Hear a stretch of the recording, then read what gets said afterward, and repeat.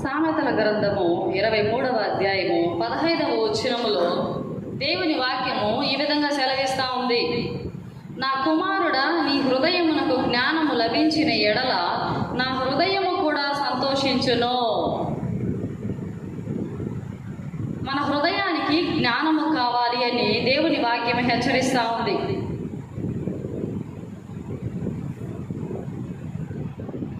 జ్ఞాని యొక్క మార్గం ఏమిటంటే మత్తయి సువార్త 2వ అధ్యాయము 6వ వచనము నుండి 9వ వచనం వరకు మనము చూస్తే అక్కడ మనకి జ్ఞానులు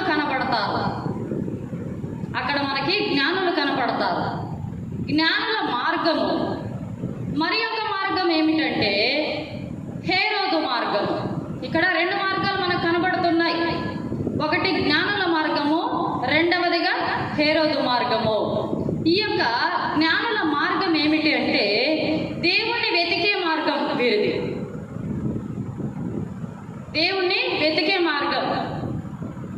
ఈ జ్ఞానులు చూడండి, వారి యొక్క స్వదేశాన్ని విడిచిపెట్టారు, వారి యొక్క కుటుంబాలను విడిచిపెట్టారు, వారు కలిగిన అంతటిని విడిచి వారు నిద్ర ఆహారాలు కూడా ఒకవేళ అందుబాటులో ఉండకపోవచ్చేమో,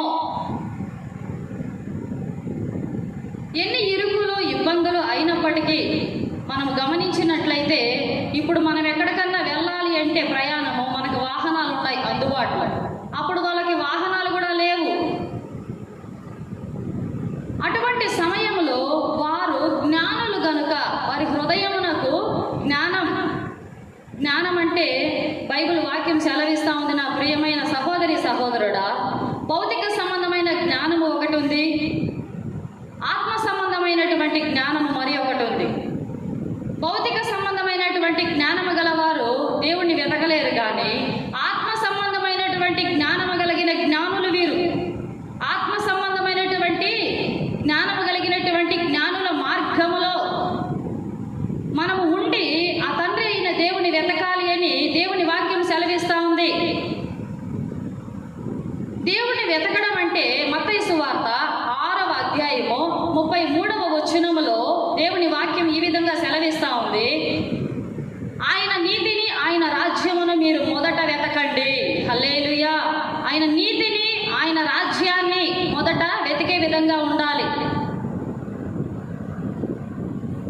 ఆయన రాజ్యములో ఆత్మలు చేర్చబడాలి అని, ఆయన చిత్తం ఈ భూలోకంలో ఉన్న ప్రతి మనిషి పట్ల నెరవేరాలి అని, ఆత్మ సంబంధమైనటువంటి ఆకలి దప్పులు కలిగి ప్రభువును వెతికే విధంగా ఎవరైతే ఉంటారో వారు జ్ఞానుల మార్గంలో ఉన్నారు అని గుర్తించాలి.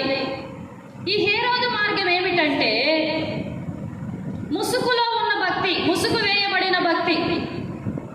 మీరు వెళ్ళండి, ప్రభువును చూడండి, ఆయన ఎక్కడున్నాడో నాకు చెప్పండి, నేను వచ్చి పూజింతును అని. చూడండి ఎంత పాము వలె యుక్తిగా మాట్లాడుచున్నాడో. ఇది హేరోదు మార్గం. ఈ హేరోదు మార్గంలో ఉన్నవారు ఏ విధంగా ఉంటారు అంటే మాటలు చూస్తే మృదువుగా ఉంటాయి, కానీ హృదయం చూస్తే తోడేలులాగా ఉంటుంది. మాటలు చూస్తే తేనెలాగా తీపిగా ఉంటాయి, కానీ హృదయం చూస్తే విషముతో నిండిపోయి చేదుగా ఉంటుంది. అంటే వీరు మాట ఒకటైతే హృదయంలో ఆలోచన మరి ఒకటి. వీరు నటించే భక్తి, నటించే మనసు, నటించే మాటలు, నటించే ప్రవర్తన.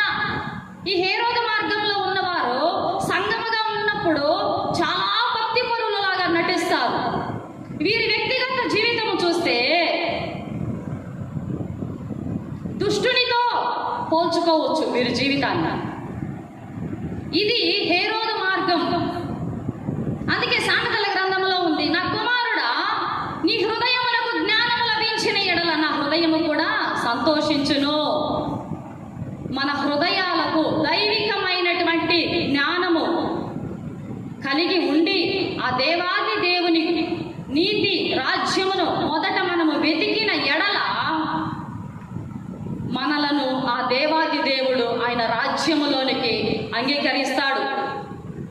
ఈ మాటలు వింటున్నటువంటి నా ప్రియ సహోదరి సహోదరుడా, నీవు ఏ మార్గం పరీక్షించుకో. ఒకవేళ